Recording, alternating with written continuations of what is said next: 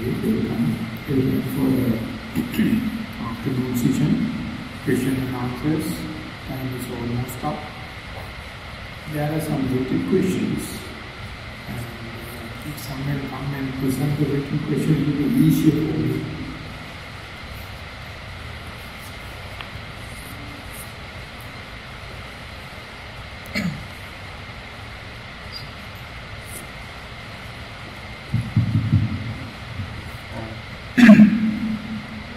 අනිච්ච සංඥාව සහ ආදීනව සංඥාව මෙනෙහි කිරීම සිතේ ඒකාග්‍රතාවය ඇති කර ගැනීමට සුදුසු වෙන ක්‍රමය පහදා දෙන්න.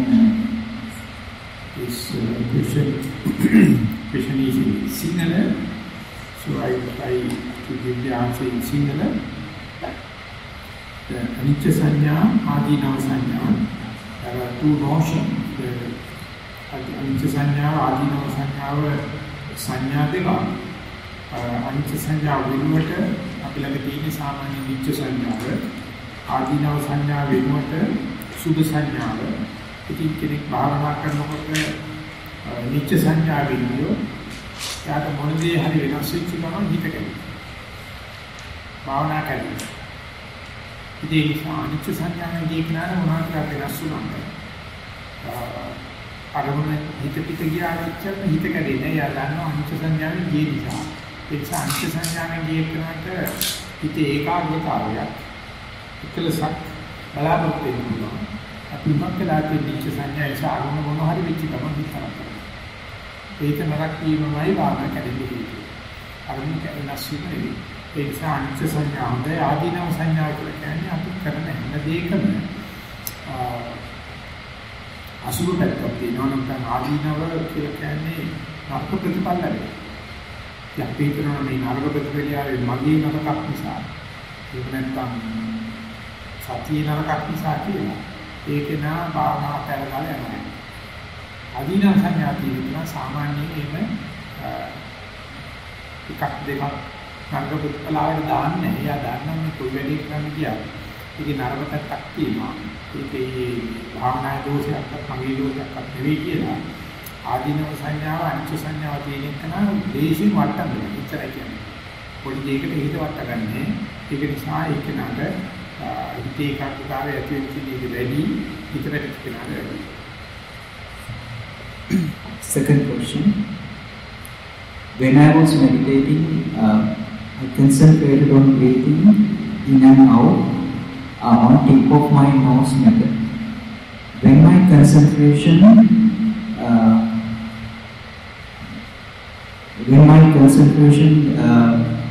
mind is feeling good, I think that's how it's feeling. Feel my body is like sitting in space. Felt like my mind is separated from body, and breathing is so delicate, delightful, and to find if any sorry. Yeah. It is difficult to find the breathing. Sorry, it's my handwriting.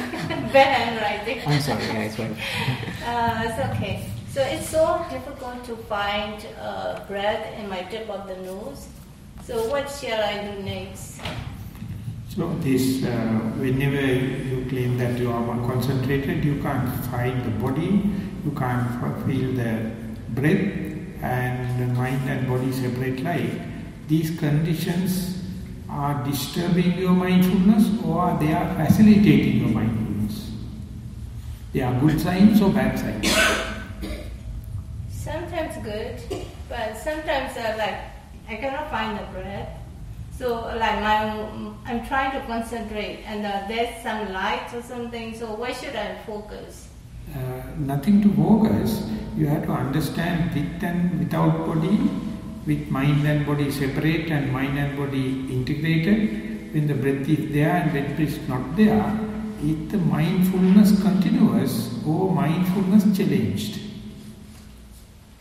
And sometimes it's continue. Continue. It's always continue. Always. Always continue. Consider these things as good signs, good landmarks. So don't worry about the body and mind disintegrated. don't worry about the breath is available or not. You have to only see the continuity of the mindfulness.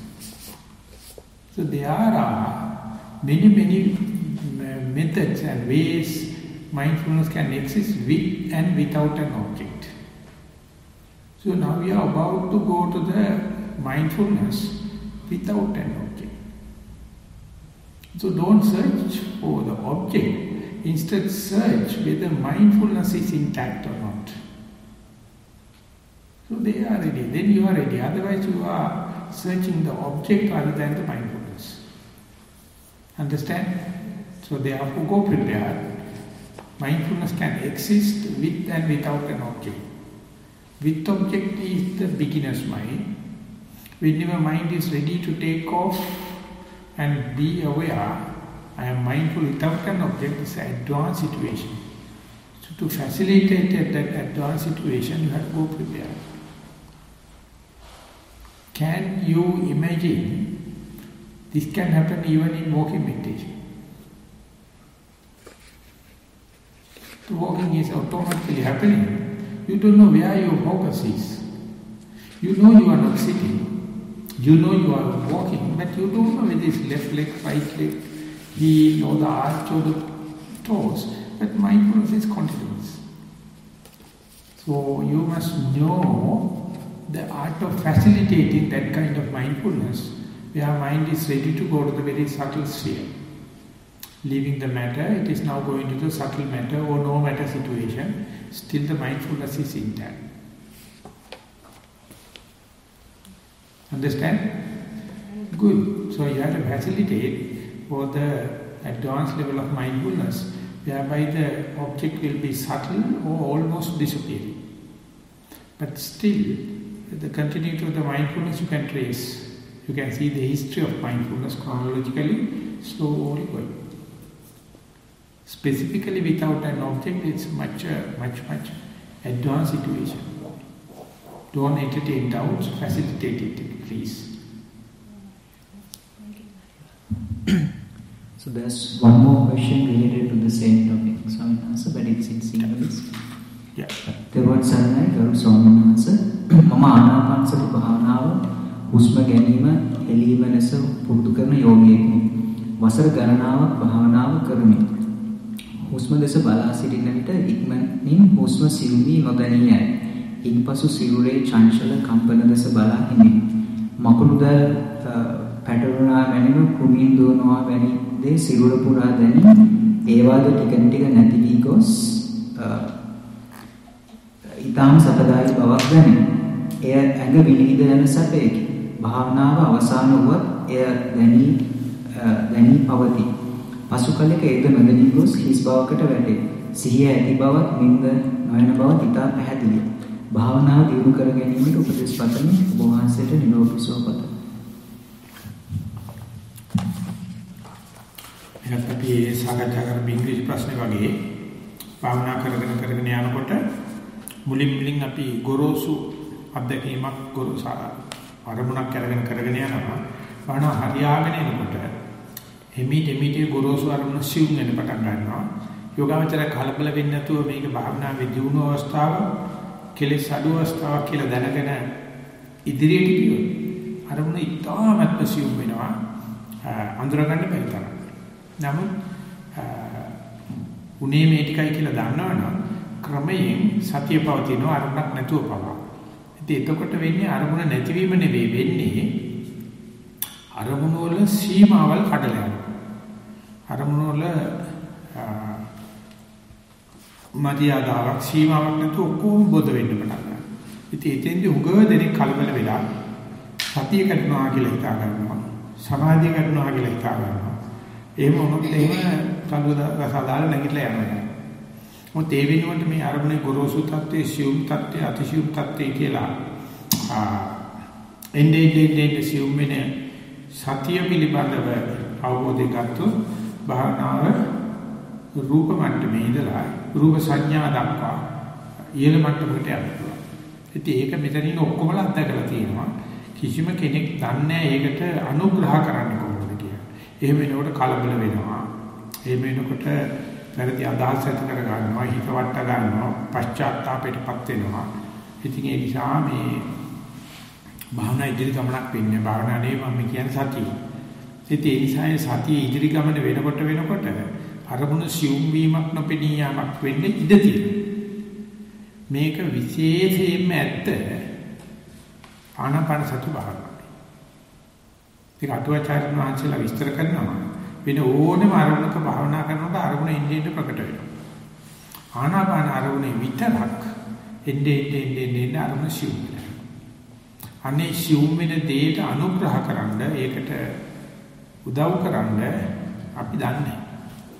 ඒක වෙන්නේ මේ වගේ සාකච්ඡා කරන වෙලාවේ තමයි. ඉතින් ඒකත් හරියටම වෙන දේ වෙන හැටියට ලියන්න දන්නවනම් විතර උපදේශයක් දෙන්න පුළුවන්. මොකද මේක ලියන්නෙත් නැහැ. වැරදි අදහසක් ඇති කරගෙන භාවනා කරනවා කියලා හිතාගෙන සතිය කරනවා කියලා හිතාගෙන සමාධිය කරනවා කියලා හිතාන ආනාපානයට වෙන අරමුණක් භාවනා කරනවා. මේ ගුරුවරයා හොඳ නැහැ කියලා වෙන ගුරුවරෙක් ගාවට යනවා. මේ භාවනා මධ්‍යස්ථාන දාලා තව එකකට යනවා. ඉතින් ඒකට වෙන්නේ අර වැස්ති වෙලාවට අත්ෙන් අතර පයින් කුරුල්ල වගේ තෙමිල්ල නැහින එක තමයි. ඉතින් ඒ නිසා මේක දැනගන්න මේක භාවනාවේ දියුණුවක් කෙලෙස් අඩුවීමක් අරමුණක් නැති වුණත් සිව් භාවයට ගිහිල්ලා පවතින සතියක් තියෙනවා. ඒක මේ සාමාන්‍ය තර්ක මනසකට අහු වෙන සතියක් නෙවෙයි. ඒක මේ රේඛීය ක්‍රමයට යන දියුණුවක් නෙවෙයි. ඒක බොහොම ගැඹුරු දියුණුවක්. ඒ නිසා පුළුවන් වෙලාවට ඒක සිදුවෙන වෙලාවට ඒකට අනුග්‍රහ කිරීම සඳහා එකම ක්‍රමයක් තියෙන කියලා අපේ ලොකු ස්වාමීන් වහන්සේ කියනවා. ඒ මොකද්ද ලෑස්තිලා යන්නේ. මෙහෙම වෙන්න පුළුවන් කලබල වෙන්න එපා. දිගට කරගෙන යන්න. ඒ නිසා එම නැති වෙලා අරමුණ නොදැනීම ගිහිල්ලා කොච්චර වෙලාවක් තමයි ඉන්න පුළුවන්ද කියන එක වැඩි කරන්න නම් ඒ යෝගාවචරය කයට සහ ජීවිතයට තියෙන ආශාව අඩු කරගන්න. භාවනා මෙතෙන්දි කැඩෙන්නේ කයට සහ ජීවිතයට තියෙන ආශාවට.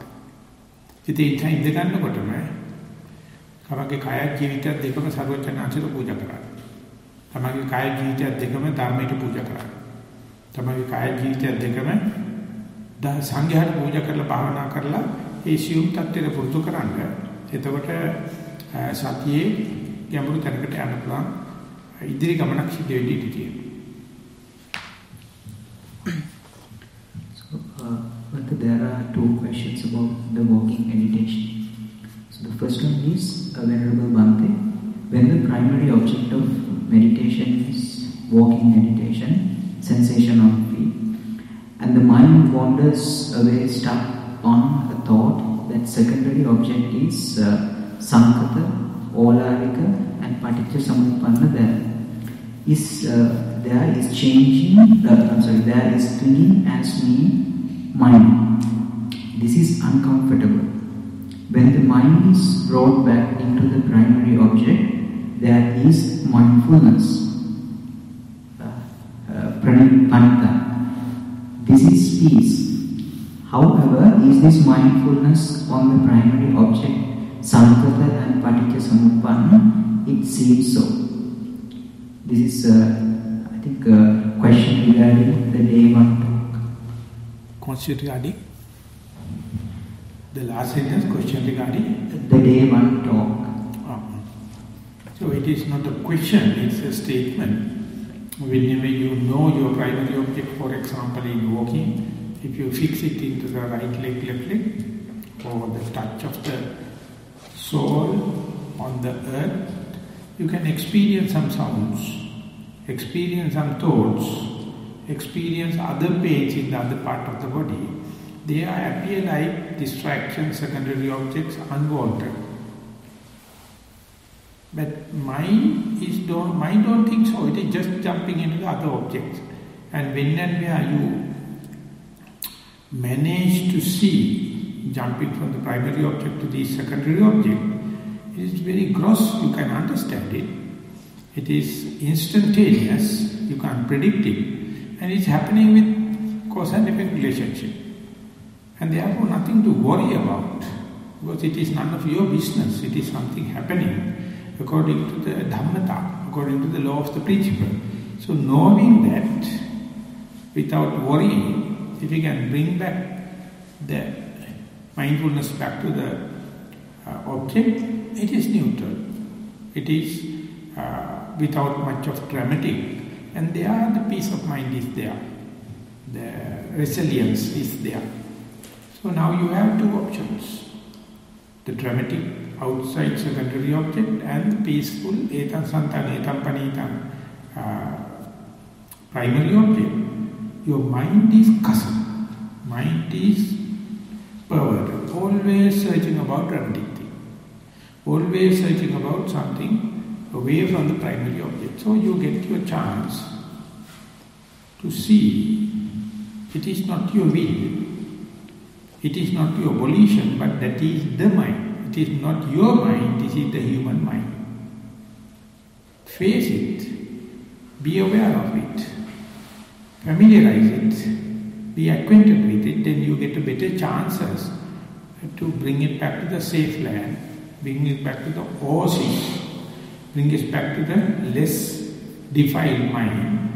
So this is what the Buddha says, not that you are not looking at the pictures, not that you are listening to the sounds, but while listening sounds and seeing picture, you see it is not your neutral object. This is something mind wandering. And don't worry, be aware of both the options. When and where possible, bring the mind to peace. Bring the mind to the primary object, the resilience. And there is no second person involved. Your knowledge, your mistakes, your past mistakes and preparedness is the only limiting factor, only decisive factor.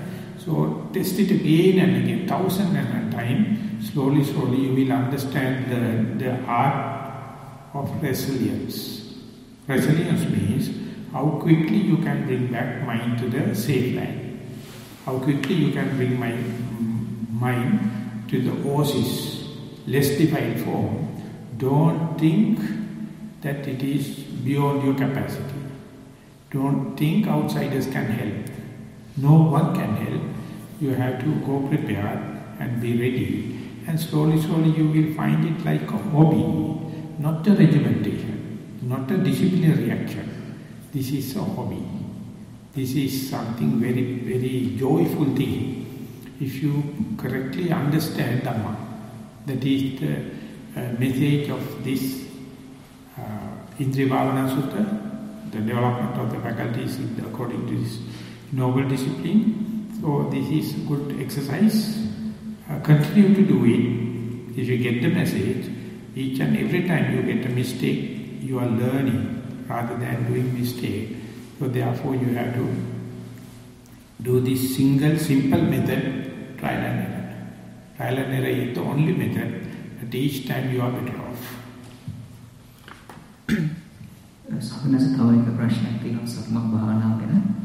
ගරු ස්වාමීන් වහන්සේ සක්මන් භාවනාව වම දකුණ ලෙස කරමි. එක කෙළවරකට ගොස් නැවතුන විට දෙපතුල් වලින් පටන් ගන්නා කම්පන කකුල් දෙකේ උඩට ඇඟ පුරාවට විහිදේ. ඒ ලෙස බලා හිඳිමි. නැවත ඇවිදින විට වම දකුණ ලෙස බලමි. කම්පන දෙස බැලීම සුදුසුද? නැතහොත් නැවත වම දකුණ වශයෙන් බැලීම සුදුසුද? ඊළඟට ඉඳ ගන්නා විට පරයන්කේදී කෙලින්ම කම්පන චලනවලට හිත යෙදීම සුදුසුද?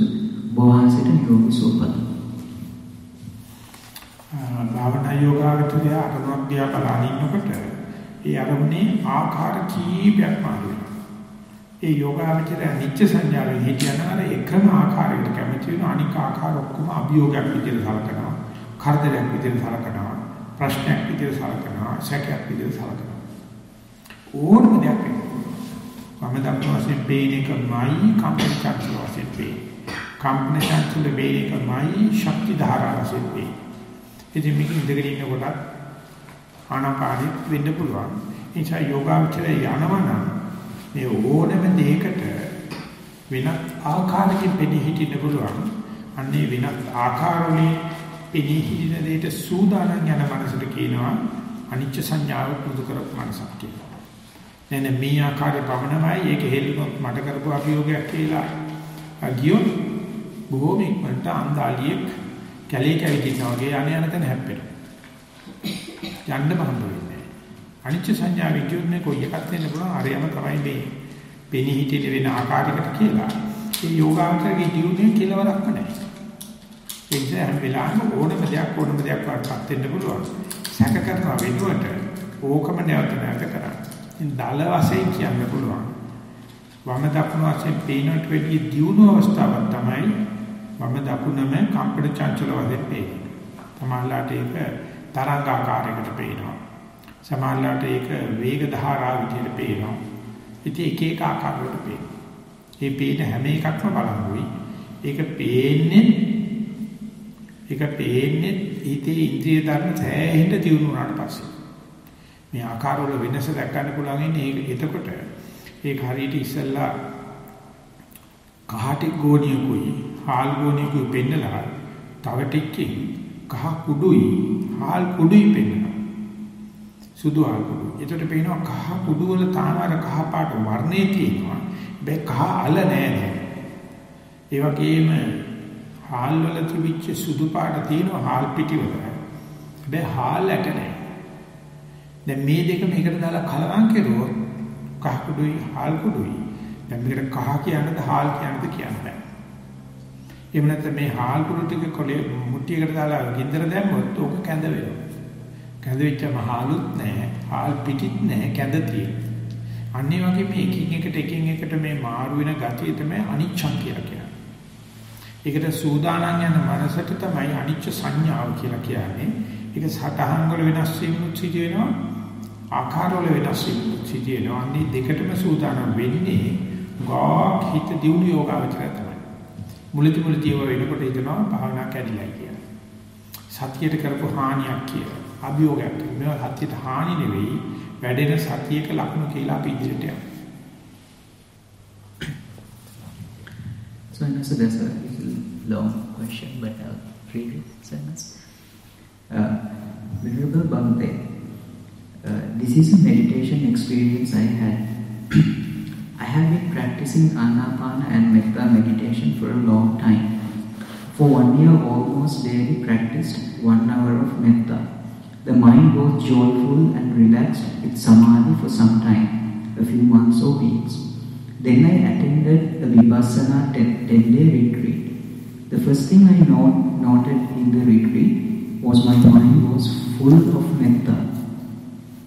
From the second day there was strong sati and virya. The 7 factors of enlightenment arose as I remember, like a staircase one after another. Mind was fully concentrated, a lot of virya. Mind was so bright and joyful. The body had a lot of passaddhi. I have never experienced Sapta Bojjhanga like this before. I have had Samadhi before, but meditation never flowed like this with so much momentum. So while the Samadhi was there, I had to move to the room where the teacher was. After this experience, immediately I felt reborn. I felt a lot of defilements leaving me. I felt fearless, even unafraid of death. After the retreat, this brightness of the mind and sati lasted for at least a month. This was 5 years ago. From then, I went to frequent retreats. During retreats, had a lot of sati. When returned home, this degrades. Even with daily meditation of at least 1 hour, sati is difficult to maintain. The experience I had is not fourth jhana, as I felt the tap on my shoulder. Should I just consider this as a samadhi and forget it? Can this be maybe a vipassana jnana, where it was almost close to seeing a glimpse of the truth, but did I miss it? Thank you. So when you are meditating at a time, the mind is advancing at a rate with the accelerating momentum. Again it can come back to zero level, and sometimes in the next day or after a long time again you can feel same kind of momentum. So So with one or two that kind of experience, very difficult to say whether it is a samatha or vipassana, whether it is factors of enlightenment or energies or powers. So it has to happen number of times, then only you develop the confidence or acquaintance the way it is happening. So therefore this is a good sign to say that particular person is having the potential, having the possibility, but the question, the doubtfulness is due to lack of experience. So you have to do the same thing again and again and again. That is called asevana pratyaya, bhavana pratyaya. Bhavana means you know, but you have to get the experience, you have to get the momentum, you have to get the seasoning effect. So that is what we must facilitate. Good thing, but don't expect next time. It may or may not be, but more than a person, those who have not experienced that kind of a people, who have written is with certain amount of confidence. So therefore, do it again and again. The three things you have to consider. Saddhaya kiriyaya sampadeti, sataccha kiriyaya sampadeti, sakkaccha kiriyaya sampadeti. You have to attend to meditation with full of faith. You have to attend to the timetable and the meditation with due respect. Attend to the timetable and the meditation regularly. That is the most important part. In the lay life, it is very difficult to practice regularly. So therefore, the momentum will break. So you have to give the due respect to the saddhaya, sataccha, sakkaccha. So that is what you call organization of your life. You have to program your life, organize your life, do it in a regular manner, do it with a due respect. Don't do it as a part-time job or half-hearted way. And do it with due faith. Faith upon your own experience. So then only it is gathering the momentum. So if you are undergoing a long-term residential retreat, opportunities are much better than non-residential retreat, than short-term retreat. So organize in a such a way, you can practice meditation, you can practice mindfulness in a regular way. That will be your contribution, your way of facilitation for the advancement of this situation, rather than decide whether it is samatha or vipassana, it is bojjhanga or anything. Don't try to adhere to labels, but instead practice regularly. That is my general advice. So Bhante, the last question is, Venerable Bhante, I am a beginner. I meditate for about 30 minutes in the night. Yesterday when I was meditating, it started sweating and felt dizzy. This has happened twice before while meditating. Last night my shoulders were aching a lot. My mind stays still for about 8 to 10 breaths, and while walking for about 7 to 10 steps. I am happy with at least this at the beginning. My questions are, first one, is the sweating and aches and pain normal, or am I doing anything wrong? The second question is 8 to 10 breaths and 7 to 10 steps mindfulness at a time normal for a beginner? So instead of answering, I would like to ask a question from that particular person. If he or she can recognize herself or himself by raising the hand, then I can have a dialogue and sort it out very clearly. Can the person raise the hand, please, who has written the question? So my question is, while you are doing breathing meditation, you can do continuous to 8 in-breaths and out-breaths. And there's another situation where sweating happens, aching happens, and other distractions happen. when you are in the breath and when you are in this distraction, where is the better mindfulness is there? In the breath or in the distractions? So breath you recognize, that is why you consider others as the distractions. But the mindfulness is more sharp in distractions. Mindfulness is very alert in the distractions. Very diligent in the distraction. Because you are wholehearted in the distraction, because aching, because sweating. So instead of considering this as a threat, instead of considering this as a distraction, if you see, due to your mindfulness only these things you can know. In the day-to-day activities you sweat, you never complain. In the day-to-day activities also you have some aching situation, you never complain. But they are become very amplified, very sharp because of your mindfulness. So therefore don't consider them as threat to the mindfulness. They become clear because of your sensitivity of the mindfulness. So next time go prepared. You may see you can go more number of breaths now. You are entertaining or you are experiencing the sweating, experience the aching your body very happily. They are a sign of mindfulness, sign of diligence. So therefore, more and more you to advance, not only you feel your bodily ache, you can feel the close by person's bodily ache also. So much the sensitivity, so much the emotional literacy you develop, so much you develop the emotional intelligence, why the other person is moving, why the other person is in discomfort, why the other person is in comfort. This is the way it is expanding. That expansion is we call diversification. So whenever you let the mindfulness to grow, it is never limited at your body level. You have to understand each and every movement, each and every signal of the body, and then you can understand whole humanity.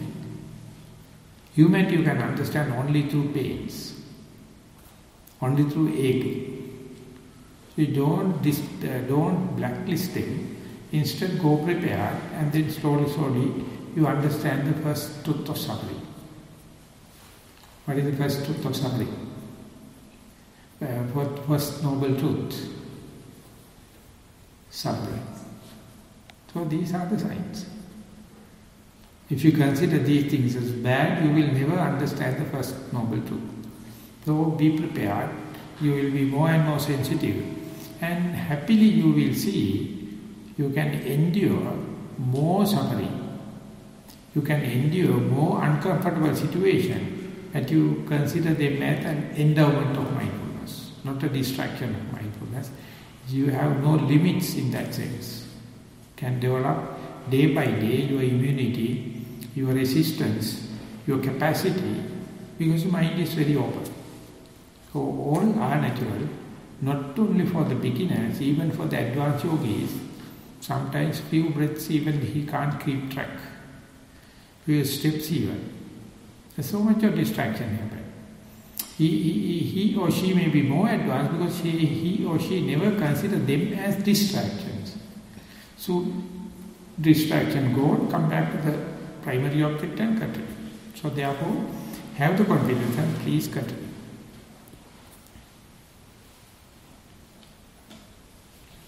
So we have 130 minutes left. So if there are any questions to be raised to the audience, welcome. අපිට තව විනාඩියක් විතර තියෙනවා. ඉතින් කාටවත් තියෙනවා නම් ලිඛිත ප්‍රශ්න සමාප්ත නිසා සභාවට ප්‍රශ්න ඉදිරිපත් කරන්න. අපි සාදරයෙන් ආරාධනා කරනවා සාකච්ඡාවේ නාමයෙන්.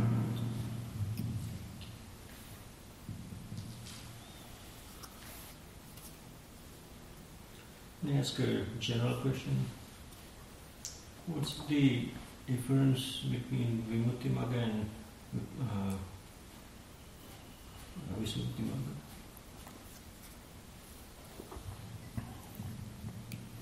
Of course, it's a theoretical question. If you are reading the introduction in the English medium Visuddhimagga, you get the answer. Venerable Jnanapoli has completely tackled the question. He has given the whole comparison between Vimuktimagga and Visuddhimagga. But I know it's a very long way you have to read. At the end, it is useless. That's all. You can read long answers. That is the literacy. That is the literature. At the end, you find everything is useless. It is never encouraging your mindfulness. The mindful yogis cannot be engaged in these kind of things. So they are utter distractions. Vimuktimagga or Visuddhimagga, you have to practice. That I doubt when Jnanamoli was a practicing man, but theoretically he has tackled the issue. But I found there's no use, no practical use, unless otherwise you are take it as your PhD thesis or something like that. No use. And Sri Lanka is a nice boiling point for that kind of theoretical endeavors. So answer is there. It will take long time to understand this is useless. I have two questions. So can you explain more on how to maintain mindfulness in day-to-day life? You did yesterday as well. And the second question is, do you see anicca? You just talked about anicca. Do you see anicca when you are mindful? Do you wait for it to come? Or how do you see it in day-to-day life activities? According to the question so far came, one person wanted to write, first the breath is very gross, and then it becomes subtle, and ultimately becomes subtlest. Along the timeline, chronologically, gross becomes subtle, subtle becomes subtlest, that is what you call anicca. Things are changing. And if you are looking at these neurals, they are not changing. They are fixed. They are not leading to Nibbana. Anything when you are looking at what is happening in your mind is so quickly changing. It appears like a vomit. It appears like a flux. It appears like a fruit salad. They are changing. Very difficult to look at it. But if you go prepared with that anicca sanya, you can see in-breath is replaced by out-breath, out-breath is replaced by in-breath, in-breath is by out-breath. So it is ever changing. And few minutes if you consider how quickly the in-breath becomes short or long, in-breath itself becomes gross or subtle, near and far, liking and disliking, everything every time is changing. So this is what you call anicca, not permanent. And the thing is, looking at this phenomena is suffering. Whenever you see things are changing, when you look at, you feel like look away. Because it is suffering. And both of them are universal truths. Things are fast changing. So that is why we are going to have identity card. The photo is not changing. Bank number, it is not changing. Insurance policy, that is not changing. So we are fixing these things. My wife, my husband, my child, my book, everything, we are trying to fix it. But at last everything is changing. So if you are looking at one single aspect like in-breath and out-breath, few breath cycles time, few minutes time, you can see they are fast changing. But our mind becomes so exhausted. Mind becomes so monotonous to look at this changing thing. So that's why we are happy with murals. They are not changing. So the day you prepare, enough examples, enough evidence available, but the problem is our preparedness. Go prepared to this changing nature.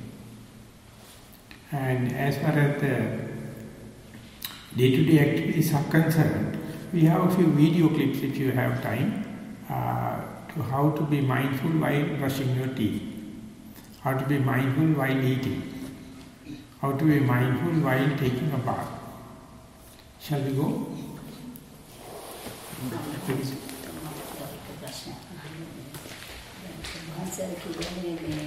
ජීවිතේ පූජා කරන්න එන මේවා කරන්නේ ඒක කොහොමද ඒ වගේ මොකක්ද ඉතින් අදහස් කරන්නේ ඉඳ ගන්නකොට භාවනාවට වාඩි වෙනකොට අපි සාමාන්‍යයෙන් වන්දනා කරනවානේ වන්දනා කරලා ඒ සීල දිනකේ ආරක්ෂාව ඉල්ල ගන්න බුදු ධම්ම සංඝ කියන ත්‍රිවිධ ඒකල කියන්නේ මගේ කයත් මගේ ජීවිතයත් මේ ත්‍රිවිධ රත්නෙ පූජා වෙනවා ඒකට බයක් කාන්තරයක් කරනකොට ඒක මතක් කරගන්න ඊනෙන් බය වෙන කෙනාට මේක හොඳයි.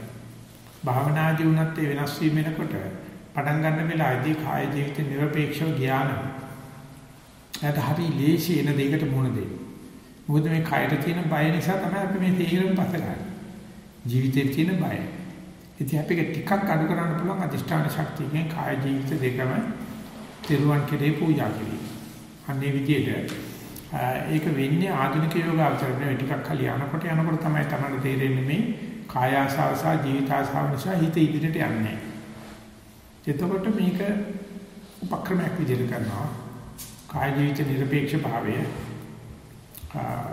ඇති කිරීමට කාය ජීවිතයත් දෙක පූජා කරනවා. තේරුවන් කෙරේ හැදිට මල් වට්ටිය පූජා කරනවා. සම්මත ප්‍රශ්න තියෙනවා. සම්මානදී පොඩ්ඩක් හිත සෙට්ලුනම වගේ නලලට වගේ කන්සන්ට්‍රේට් කරොත් ඒ කම්පන බලාගෙන ඉඳි නලල එහෙම කන්සන්ට්‍රේට් කරොත් පොඩ්ඩක් එළිය පේන වෙලාවල් දැන් මම ඒක අතහැරලා යනවා එතකොට ඒ වගේ එතන කරන්න හොඳ නැද්ද ඒක අපි බයක් ආවොත් චකිතයක් ආවොත් සද්ධාවක් නම් තමයි ඔක්කොම උපක්‍රම ඕනේ කරන්නේ. බය නැත්තම් චකිතයක් නැත්තම් සද්ධාව තියෙනවා නම් එන දෙයට කියන්නේ. ඉතින් ඒක බයක් චකිතයක් සද්ධාව නැතිනම් කෙනෙකුට පොඩි දෙයකට හේතු කරලා තමයි ඒක ඇති කරගන්නේ. ඒවා ටිකක් සාමාන්‍ය මේ උපක්‍රම. පහුවෙනට තේරෙනා මේ හිතමයි ඔක්කොම. නෑ මම ඒක බලන්නේ ඒක මම ගොඩක් කලින් ඉඳන් මේවා කරපු එකක් ඒක මම දන්නවා එතන කන්සන්ට්‍රේට් කරොත් ඒක පේනවා කියලා මම මේක අතහැරලා යනවා අතහැරලා යන්නේ සද්ධාවක් තියෙනවා ඉතින් ඕකේ කෙරුවත් හරියනවා නැත්නම් හරියනවා ඉතරට යනකොට මොකකටවත් නැහැ හේතු වෙන්නේ සද්ධාවෙන් ගියා නම් ලෑස්තිලා ගියා නම් මොන දෙයකටවත් බය වෙන්නේ ඉතින් එහෙම වෙන්න 3-4 සැරයක් වරද්ද යන්න ගිහිල්ලා ඒක ගොඩේන්ද අත්බේත් හොයන්න පස්සේ අත්බේත් මොකුත් ඕනේ කාය ජීවිත නිර්පේක්ෂව යන්න යනවා ඒක වෙන්නේ ක්‍රමක්‍රමයෙන් තමයි ටිකෙන් තමයි ඒක අපි මේ ජීවිතයට සම්බන්ධ කරගන්න. අපිසිය වහන්සේගෙන් උපදේශයක් ගන්න ඕනොත් වහන්සේ උන්ට කරගන්න පුළුවන් විදිහක් තියෙනවා. උන්කක් කියලාට මම ඊමේල් වලින් තමයි කනෙක්ට් කරගන්න ලේසි.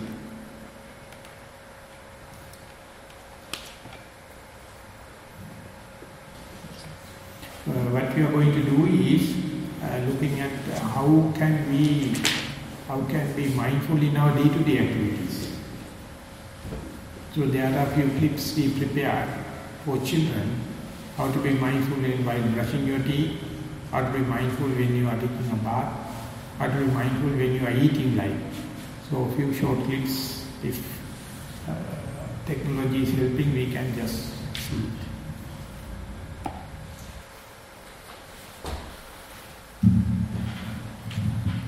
This is about mindful eating.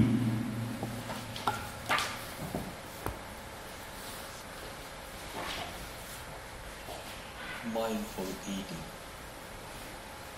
Today, we will look at how we can do another daily activity, taking our food mindful.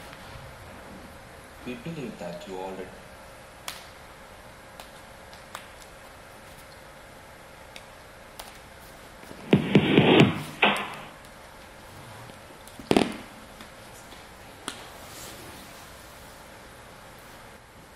have a general idea about mindfulness. Being mindful means paying attention to what we are doing and doing it wholeheartedly. This is also called apramada or being diligent. We normally take at least 3 meals a day. However, Due to demanding daily schedule and poor time management, it has become evident that more and more people are paying less and less attention to how they take their meals. With some, it has become a habit to watch television, carry on conversation, or engage in other activities while eating. Due to this, important factors such as what we eat, how much we eat, or at what time we eat are getting neglected. As time goes by, these poor habits may cause adverse effects on our lives. For example, this may result in increasing the likelihood of facing health concerns, lifestyle imbalances, and psychological stresses. Let us consider how we can take our daily meals mindfully. As a good habit, we must remember to always clean our hands before we touch any food. We must practice washing our hands slowly and mindfully. First, let us see how we normally take our food. There are carrots, chocolates and cucumbers on this plate. Let's eat these one at a time. But remember, with chocolates and sweet stuff, moderation is best. Too many sweets are not good for our health. Please help yourself.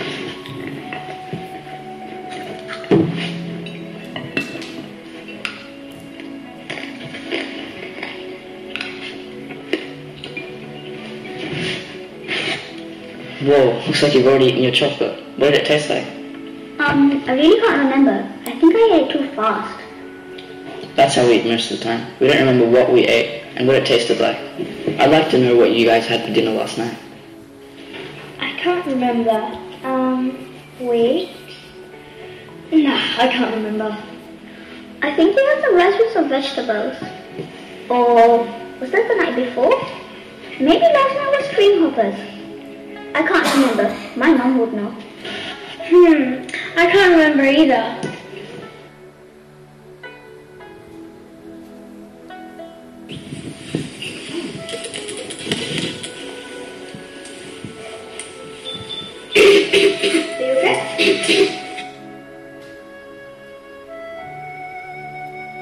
If we are not paying attention when taking food, we may miss out on important information. Firstly, we may not have enough awareness of what sort of food we are taking or how much we should serve ourselves. Secondly, there's a chance that we will swallow our food without chewing properly. Thirdly, we may not notice the sensation arising while eating. Sometimes there is also the risk of choking or food going down the wrong way. Now let us see how we can overcome this lack of awareness when taking our food. This time we are going to take food a little differently. That is, we will use SMS, which means we will eat slowly, mindfully and silently. Also, we will treat our food as if we have never seen, eaten or tasted it before. Here you go. Take another piece of food. Except this time, don't eat it straight away. Leave it on your plate, and let's take a moment to sit comfortably and observe our posture. We can easily make this a habit. Okay, now observe our food. What does it look like? Is it the same color the whole way through? Does it have a little shadow? Okay, now pick up your piece of food. What does it feel like? Now slowly place it on your palm. Is it heavy? Do you feel its weight? This piece of chocolate is in brown color, and it looks like it is already melting in my hand. This piece of carrot is, well, orange. It feels hard. This piece of cucumber is very interesting. It is green and a bit rough on the outside, but the inside is soft and a bit slippery. Good. Now bring your piece of food up to your nose. What does it smell like? This piece of cucumber has a smell, but it's hard to describe. This has a nice chocolate smell to it. I have never felt a chocolate smell like this before. Now slowly bring your piece of food to your tongue. Notice what it tastes like, but don't eat it yet. Now slowly start munching your piece of food. Notice the sounds and the taste. Now slowly start to swallow your food. Note all the different sensations.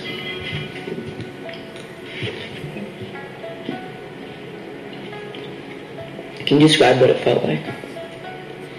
The outside of the cucumber felt a little bit hard to bite, but the inside was soft. At first, it felt cool and tasted a little sour, but as I munched on further, it tasted creamy and the sour taste went away. That piece of chocolate tasted way better than ever before. The carrot felt hard at the beginning and made a crunching sound in my mouth. As I kept munching, it became creamy. I had never noticed this when eating carrot before. Now, what do you think? Wow, it was a very different experience. It was like something I'd never eaten before. Eating slowly and mindfully is better. It was really a different experience right from the beginning. I felt my mind settling down, becoming calmer. I've heard there are multiple benefits to eating mindfully and slowly. Oh really? What are they? The practice and value of mindful eating have been known for centuries. This valuable practice has not only helped many to further develop mindfulness, but also assisted in leading a healthy and balanced life. If you practice mindful eating, you too could reap the same benefit. We'd like to learn more about mindful eating.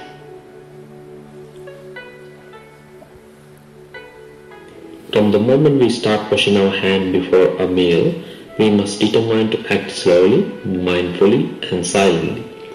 This will help us to be aware of our action and to know the sensation that we may encounter. It may seem a little hard at first, but with regular practice it will become easy. It is a valuable habit to be mindful when serving food. This will help you to focus on what you are serving and how much you are serving.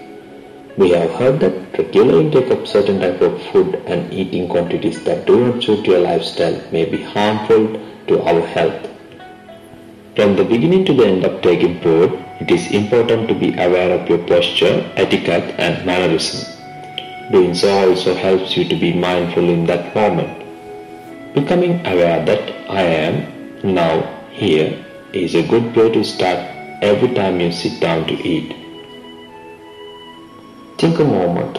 The food we eat reaches us with the assistance of a lot of people. From the farmer who grew the crops to our parents or those who prepared the food, there were a lot of people who contributed along the way.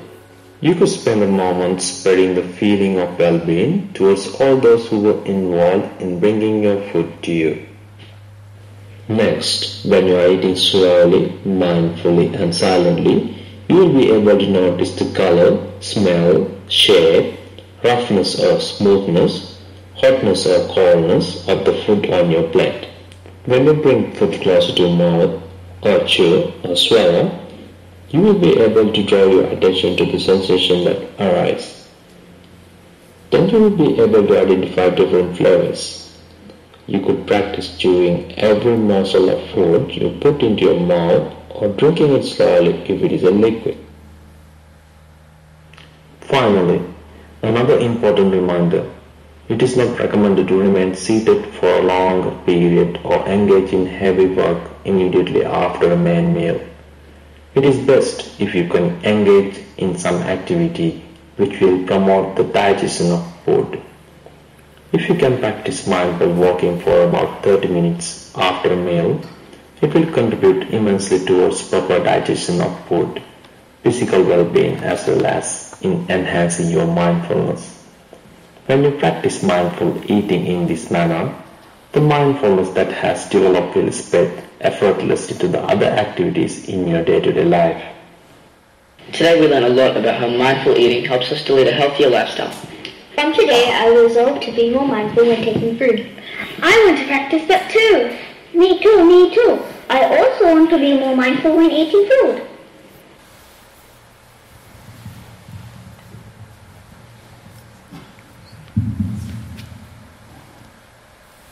Okay, now it is time up for the scheduled time. I would like to come out with two suggestions. One thing is, when you are at the dining hall talking too much. Yesterday also I told to observe SMS. But it is like a party. whatever the mindfulness you are developing, you are losing at the dining hall. So in time to come, lucky we have few days, I think I am not too harsh. Please mind your own business. Don't interfere others, maintain silence. Then definitely it will be a much more representative as well as good for your mindfulness. I hope I am not too much pressing you. I see a lot of talking here and there. We never come here for socialization. So now we are in the second day, adhere to your own timetable. If you have any question, please raise in the question and answer, for it will be easier to sort it out. The second thing is, yesterday we stopped at 8 o'clock. Of course, we can go further into 9 o'clock. And we can start not at 6:30, we can start at 5:30. So now you know what to do when you are walking and sitting. So 5:30 till 5:45, here the venerable monks are chanting. But either you can go to under the Dagaba, or elsewhere you can start your 1 hour sitting before the before the breakfast. And I propose, now according to the timetable we have 30 minutes break. Instead of 30 minutes, we'll take 1 hour for walking meditation and start sitting at 3:30 to 5:30. And then 5:30, given as question and answer and the Dhamma talk. Instead we are going to have 3:30 to 4:30 walking and 4:30 to 5:30 sitting. And then 5:30 to 6:30 walking, and here mentioned as resting also. And then 6:30 we can start Dhamma talk until end up 5:30, 6:30 sitting, walking, 5:30, 6:30 or 5:30 to 7 Dhamma talk, and 7 to 8 walking, so 8 to 9 sitting. I don't know, I am complicating. So we can advance 1 hour rather than going to the bed at 8 o'clock. And early morning you can start walking and come here to the hall at 5:30. 5:30 to 6:30 sitting, and then the breakfast and continue. If you wish, you can take part, you can listen to the chanting, still while you can meditate, or you can go to the, under the Dagaba, there's a big hall, there also you can use for sitting. So we are expanding the timetable a little bit with the acquaintance of the center and the timetable, then we can use more time to be mindful. When is the Dhamma talk today? At 5:30. Now 2:30, 3:30 walking, 3:30, 4:30 sitting, 4:30, 5:30 walking, 5:30 Dhamma talk. Clear? So I try to brief again and again so that we can make sure to make use the time more in a mindful way. Thank you very much for the participation. This is the end of the question and answer session. Thank you.